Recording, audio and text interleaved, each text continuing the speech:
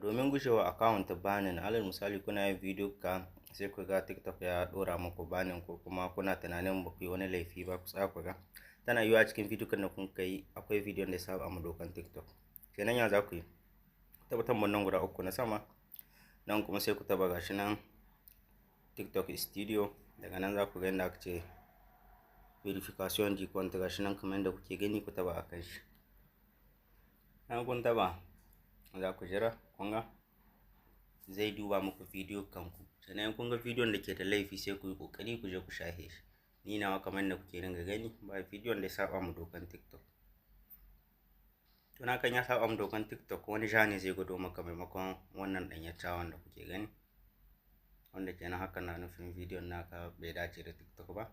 Kun ga bayan ya gama ga yanda ya gudo min, to na kuma zai gudo muku danyatawa ba in har akwai bidiyon da bai dace ba. Wannan shi na takaice.